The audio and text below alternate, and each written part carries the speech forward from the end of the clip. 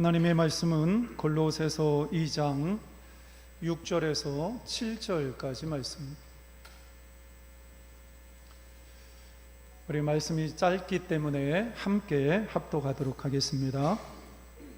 그러므로 너희가 그리스도 예수를 주로 받았으니 그 안에서 행하되 그 안에 불의를 박으며 세움을 받아 교훈을 받은 대로 믿음에 굳게 서서 감사함을 넘치게 하라. 아멘. 예루살렘 찬양대에 찬양이 있겠습니다.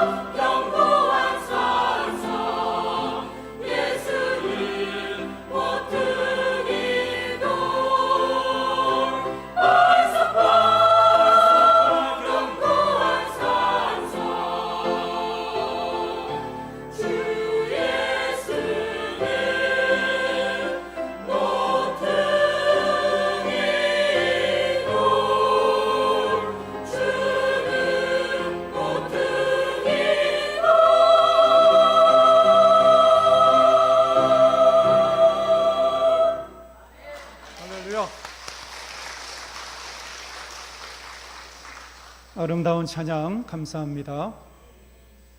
오늘도 주의 성전에 올라온 여러분에게 하나님의 은혜가 풍성히 임하기를 주님의 이름으로 축복합니다. 오늘은 한국교회가 지키는 맥주 감사 주일입니다. 이 맥주 감사 주일은 인간의 머리에서 나온 것이 아니라 하나님께서 이스라엘 백성들에게 명령하신 하나님의 말씀입니다.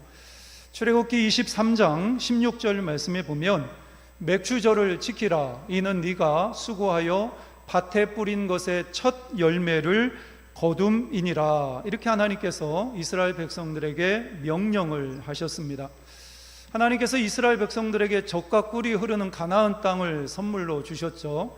그래서 이스라엘 백성이 그 땅에 정착하고 농사를 지었고 첫 열매를 거둔 것, 그 모든 것이 하나님의 은혜이기 때문에 그 하나님의 은혜를 기억하여 하나님 앞에 감사를 드려라. 이것이 하나님의 의도였습니다. 우리가 지난 6개월 동안 우리가 인생을 살아오셨는데요, 그동안에 하나님께서 지난 6개월 동안 우리의 삶 가운데 베풀어 주신 하나님의 은혜가 굉장히 많이 있습니다. 그 하나님의 은혜를 이 시간에 다시 한번 기억하고 감사하는 그러한 절기가 되어야 합니다. 이 노르웨이에서 전해져 내려오는 아주 재밌는 이야기가 있는데요, 마귀가 세상에 내려와서 세상 곳곳에 창고를 쌓아놓고 그 창고에 미움, 시기, 질투, 절망, 원망, 좌절, 두려움이라는 부정적인 씨앗을 가득 그곳에 쌓아 놓았습니다. 그리고 나서 이 마귀들이 돌아다니면서 마을을 돌아다니면서 부지런히 이 씨앗들을 사람들의 마음에 뿌렸습니다. 씨앗들이 뿌려지고 그러면서 이 씨앗들이 자라기 시작을 했는데요, 쑥쑥 자라면서 사람들이 서로 미워하고 시기하고 질투하고 원망하고 두려움 속에 빠져서 살고 이러면서 사람들의 삶이 망가지기 시작을 했어요. 그런데 유독 한 마을에서는 이 씨앗이 뿌리를 내리지를 못하고 죽어버리는 거예요. 그래서 이 마귀가 모든 마귀를 다 동원을 해서 그 마을에 집중적으로 이 부정적인 씨앗을 뿌렸는데, 그럼에도 불구하고 이 부정적인 씨앗이 자라지를 못하는 거예요. 마귀가 가만히 그 마을에 내려가서 사람들의 마음을 살펴보니까 이미 그 사람들의 마음 가운데 씨앗이 심겨져 있었는데, 그 씨앗이 무엇이었냐면 감사라는 씨앗이 이미 심겨져 있었다라는 거예요. 사람들 마음 가운데 감사라는 씨앗이 심겨져 있었기 때문에 어떤 불평이나 시기나 질투나 좌절이나 두려움이나 그 어떤 감정도, 어떤 씨앗도 자리를 잡지 못했다라는 것입니다. 여러분들, 사람들은 세상에서 행복하게 살기를 원합니다. 그런데 내가 아무리 행복하게 살고 싶어도 내 인생이 행복하게 흘러가지 않는 경우가 굉장히 많이 있습니다. 그런데 하나님께서는 이스라엘 백성을 향해서, 우리를 향해서 범사에 감사하라고 명령하십니다. 좋은 일이 있을 때 감사하는 것은 세상 사람도 합니다. 하나님을 모르는 사람들도 범사에 감사하지 못하고 어떤 좋은 일이 있으면 감사할 수 있어요. 그런데 하나님께서 우리에게 주시는 말씀은 범사에 감사해라. 너의 상황과 여건과 너의 감정이 어떠하든지 간에 범사에 감사하라. 하나님께서는 그렇게 말씀을 하십니다. 왜 하나님께서 우리에게 이런 말씀을 주셨을까요? 이유는 간단합니다. 하나님의 백성인 우리가 주 안에서 행복하게 살기를 원하시기 때문에 우리가 하루하루 원망과 불평을 버려버리고 감사하는 삶을 살아가게 될 때 무엇보다도 내 자신이 행복해질 수 있다는 사실을 하나님은 너무나 잘 알고 계셨기 때문에 사랑하는 주의 백성들에게 범사에 감사하라, 하나님이 그렇게 명령을 내리셨던 것입니다. 여러분들, 감사할 줄 아는 사람은 모든 것에 감사하게 되어 있습니다. 비가 와도 감사하고요, 눈이 와도 감사하고요, 여름이어도 감사하고요, 겨울이어도 감사하고요, 좋은 일이 있어도 감사하고요, 실패하고 아픔을 겪고 있고 고난의 한가운데 있고 사망의 음침한 골짜기를 다닐지라도 그럼에도 불구하고 감사할 수 있는 사람, 이런 사람이 진정으로 행복한 사람이고 믿음의 사람이라고 볼 수가 있습니다. 여러분들, 인생을 살면서 감사해 버리는 사람은요, 사탄도 이기지를 못합니다. 어느 날 사탄이 하나님 앞에 와서 욥을 시험하고 싶습니다. 하나님 허락해 주세요. 하나님께서 특별히 사탄이 욥을 시험하도록 하나님이 허용하십니다. 사탄이 욥이 가지고 있는 모든 것을 다 거두어 가셨어요. 재산도 한꺼번에 사라지고요, 자녀들이 10명이 있었는데 한꺼번에 죽습니다. 그리고 자기의 몸에 병이 생겨서 기아장을 뜯어가지고 자기의 몸을 긁지 않으면 견딜 수 없는 최악의 상황에 떨어집니다. 근데 성경을 보게 되면 그때 욥이 뭐라고 얘기를 하냐면, 주신 자도 여호와이시고 거두신 자도 여호와이시니 여호와의 이름이 찬송을 받으실지니이다. 그리고 성경에서 뭐라고 얘기하냐면, 욥은 그 일 때문에 하나님 앞에 범죄하지 않았고 하나님을 원망하지 않았다. 성경은 그렇게 기록을 하고 있습니다. 여러분들, 하나님 앞에 원망하는 것은 우리가 생각하기에 별거 아닌 것처럼 생각할 수가 있지만, 하나님 앞에 감사를 잃어버리고 원망하는 것은 범죄입니다.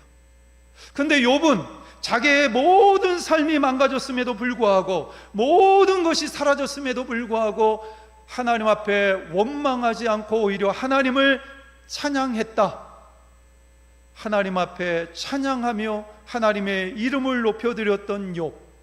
여러분들, 이런 사람은요, 사탄도 두 손 들고 도망갑니다.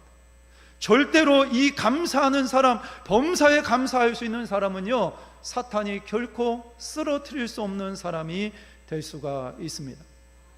영국의 성서학자인 매튜 헨리는 감사는 더하기와 같다라는 말을 했습니다. 내 입에서 감사가 넘쳐나면 우리의 마음 가운데 찾아오는 것이 있는데, 기쁨이 찾아옵니다. 마음에 평안이 찾아옵니다. 인생이 즐겁고 행복해져요. 무엇보다도 중요한 것은 하나님과의 관계가 깊어지게 되어 있습니다.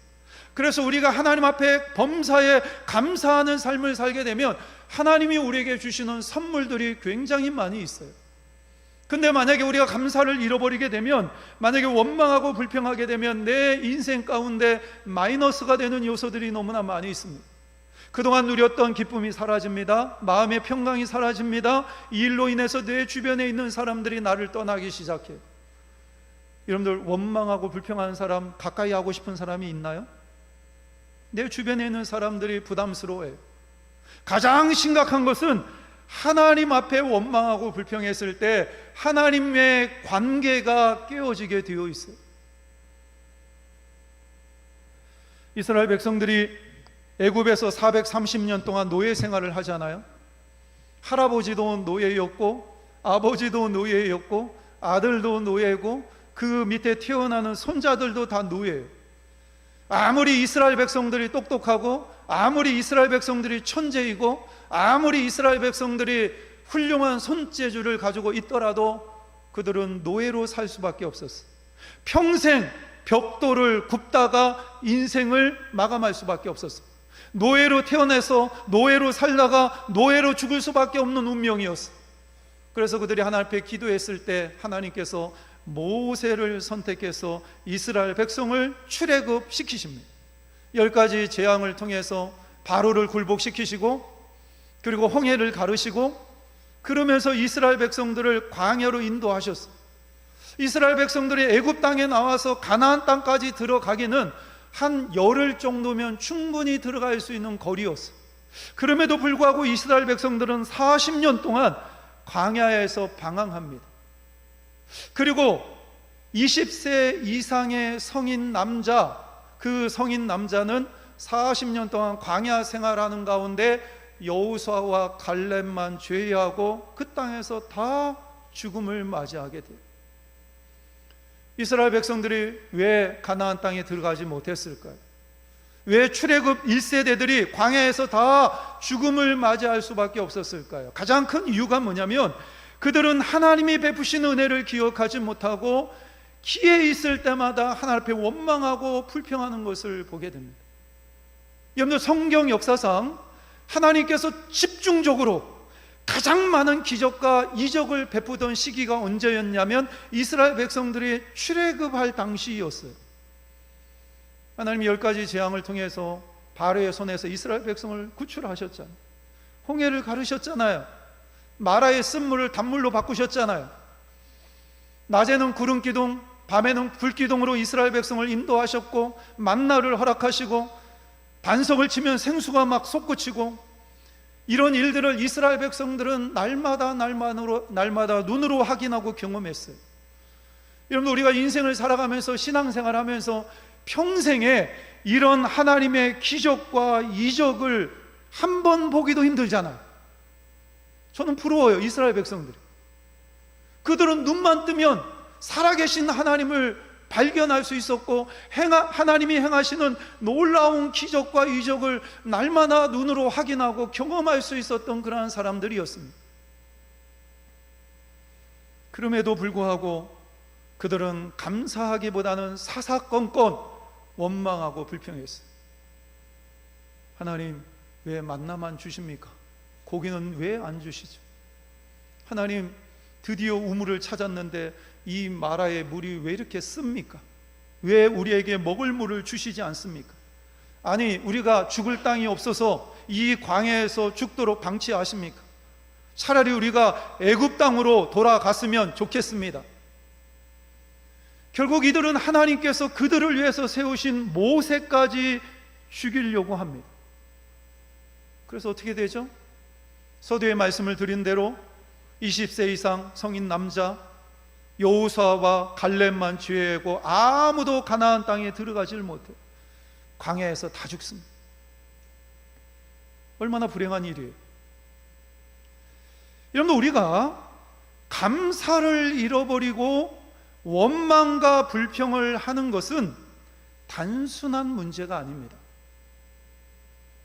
우리는 원망과 불평하는 것을 별로 심각하게 생각하지 않는 경향이 있어요. 아니, 하나님, 살다가 인생이 힘들면 원망하고 불평할 수도 있죠. 그게 이렇게 심각합니까?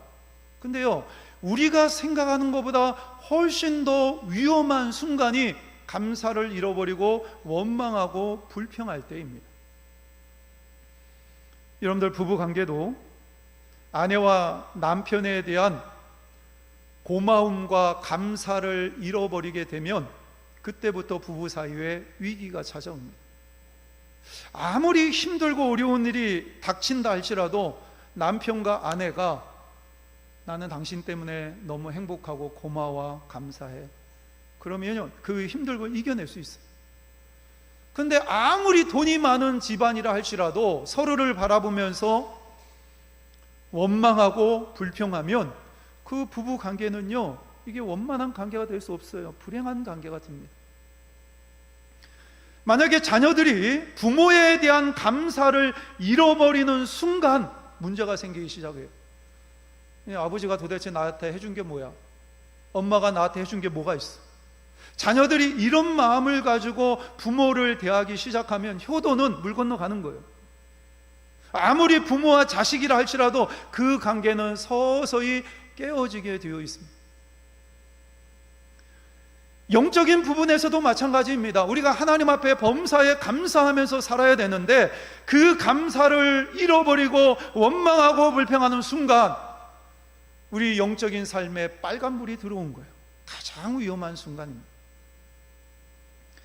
개역개정을 기준으로 해서 감사라는 단어는 구약에만 132번이 등장을 합니다. 그리고 신약에는 64번이 등장을 합니다. 그러면 구약에서 감사라는 단어가 가장 많이 등장하는 성경이 어디냐면 시편입니다. 그리고 신약에서는 바울 서신에 감사라는 단어가 가장 많이 등장을 해요. 이걸 보면 구약에서 하나님 앞에 가장 많은 감사를 표현한 사람이 누구냐? 다윗입니다. 왜 그러냐면 다윗이 시편의 거의 반 정도를 기록했기 때문에 그래요. 그리고 신약에서 하나님 앞에 가장 많은 감사를 표현했던 사람이 누구냐? 사도 바울입니다. 그러면 여러분들, 다윗이 어떤 사람이었을까요? 다윗은 사무엘이 다윗을 기름 부으러 갔을 때 아버지도 관심이 없었어요. 형들도 다윗에게 관심이 없었어요. 철저하게 가정에서 외면당하며 살았던 사람이 다윗입니다. 그래서 어떤 성서학자들은 아마 다윗은 사생아였을지도 모른다. 어디서 주원 아들이 아니었을까. 골리앗을 이겼는데 백성들에게 인기가 굉장히 올라갔죠. 그러면 그의 인생이 쭉 승승장구하면서 잘 풀려야 되는데 사울 왕이 시기하고 실투해서 10년이 넘도록 쫓기는 신세가 됩니다. 늘 두려움 속에서 살아야 했어요. 그 나라에서 더 이상 숨을 곳이 없으니까 블레셋으로 넘어가지고 그곳에 피해 있다가 자신의 목숨을 건지려고 미친 채 했던 사람이 다윗이에요. 이렇게 힘들고 어려운 시간을 보냈던, 두려움과 고통 속에서 지냈던 그 다윗이 구약에서 가장 많은 감사를 표현한 사람이 되었어요. 바울은 어떻습니까? 교회를 핍박하다가 다메섹 도상에서 부활하신 예수님을 만났어요. 그 이후에 이 사도 바울의 삶은 180도 완전히 달라집니다. 교회를 허물었던 사람이 이제 교회를 세우는 사람이 되었어요. 근데 그에게는 수많은 고통이 따라왔습니다. 매 맞고 돌에 맞고 배가 파손당하고 강도의 위험, 동족의 위험, 배고픔과 헐벗음. 사도 바울을 죽이기 전까지는 내가 결코 물러나지 않겠다라는 그런 각오를 가지고 쫓아다녔던 자기 동족이 있었어요. 사도 바울이 얼마나 힘들었을까? 얼마나 외로웠을까요? 그런데 그런 사도 바울의 서신서를 보게 되면 가장 먼저 고백하는 것이 하나님의 은혜와 하나님에 대한 감사였어요. 신약 성경에서 감사를 가장 많이 고백한 사람이 사도 바울이었습니다. 여러분들, 이것을 통해서 우리가 알 수 있는 아주 중요한 진리가 있는데, 그게 뭐냐면 하나님이 원하시는 감사는 절대로 환경으로부터 나오지 않는다라는 거예요.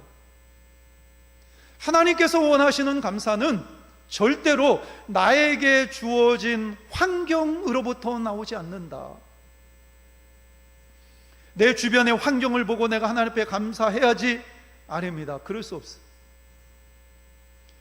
그러면 하나님께서 기뻐하시는 감사는 어디에서 나올까?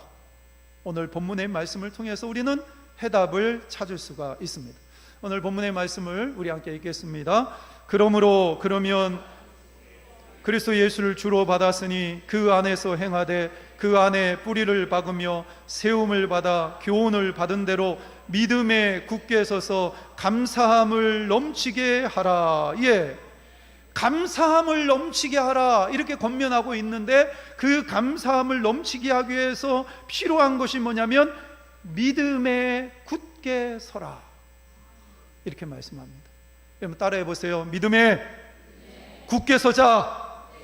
예, 여러분들 이걸 보게 되면 하나님께서 원하시는 감사, 범사에 감사할 수 있는 것, 감사가 넘치게 할 수 있는 것은 환경의 문제가 아니라 믿음의 문제다라는 것을 발견합니다.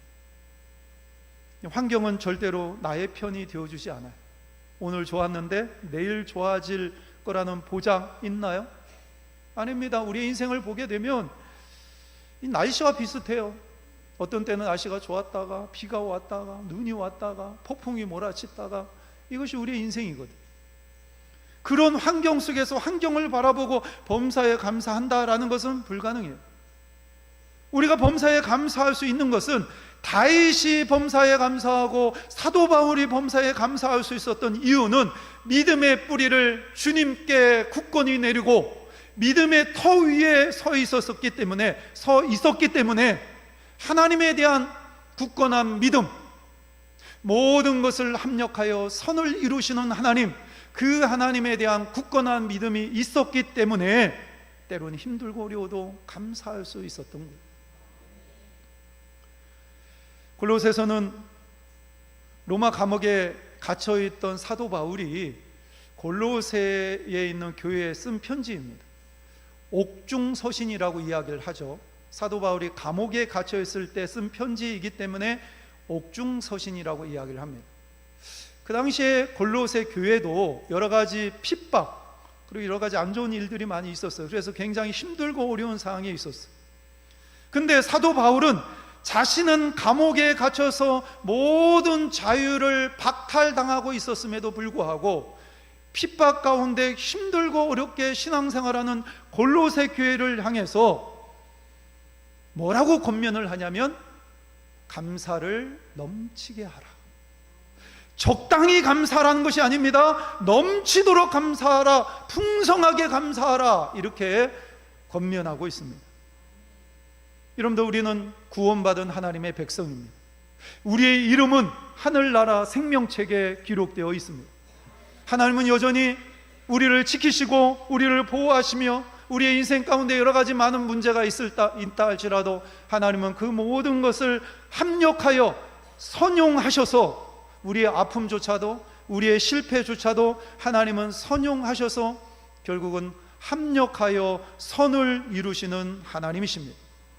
이런 하나님을 내가 굳건히 믿고 있다면, 그 믿음 위에 내 신앙을 세웠다면 우리의 삶이 어떤 상황에 있다 할지라도 우리는 범사에 감사할 수 있는 그러한 사람이 될 수가 있습니다.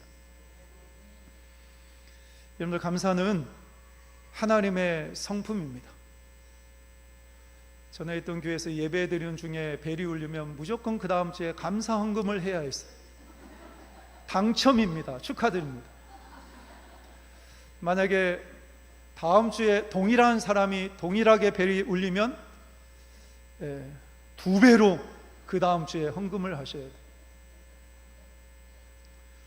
여러분들, 감사는 하나님의 성품입니다. 원망과 불평은 마귀의 성품입니다. 그래서 우리가 감사하며 살아갈 때 누구를 닮아갈까요? 하나님을 닮아갑니다. 근데 원망하고 불평하면은 누구를 닮아갈까요? 마귀를 닮아가는 사람이 돼요. 창세기에 보면 사탄이 하와를 먼저 유혹하잖아요. 근데 유혹을 하는데 뭐라고 유혹을 하냐면, 선악과를 하나님이 따먹지 말라고 얘기하더냐, 선악과를 따먹으면 눈이 밝아져 하나님과 같이 되어, 이렇게 성경은 기록을 합니다. 그러니까 사탄이 하와에게 찾아와가지고 은근히 하나님에 대한 불만을 제기하도록 만드는 거예요. 아니, 하나님이 에덴 동산에 수많은 과일이 있는데 왜 하필이면 선악과를 따먹지 못하게 하셨을까? 왜 하나님이 금하셨을까? 그 선악과를 따먹으면 너희 눈이 밝아져서 하나님과 같이 되니까.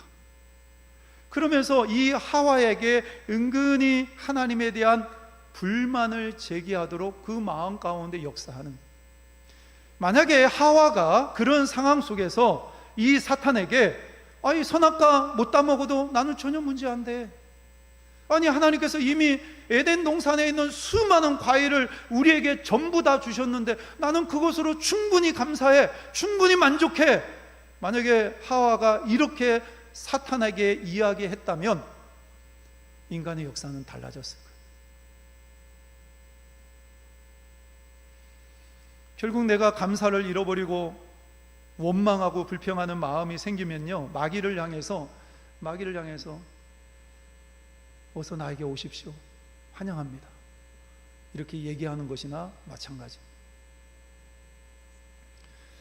치유 사역을 오랫동안 하신 목사님이 기록한 책이 있는데요, 그 책에 보니까 이 목사님이 주로 하시는 사역이 어둠의 영을 쫓아내고 귀신을 이제 쫓아내는, 말씀을 선포하고 그런 사람을 붙잡고 밤새도록 기도하면서 이제 어둠의 영을 쫓아내기도 하고 귀신을 쫓아내는 이런 사역을 하셨어요. 근데 이 목사님이 그 사역을 아주 훌륭하게 잘 감당을 하셨는데, 그러는 가운데 이 목사님이 한 가지 어떤 문제에 부딪히게 됩니다. 어떤 문제였냐면, 귀신을 쫓아내서 그 사람을 돌려보냈는데 얼마 지나지 않아서, 아니면 몇 년이 지나서 그 사람이 다시 어둠의 영에 사로잡히거나 귀신에 다시 사로잡히는 일들이 종종 일어나고 있었어요.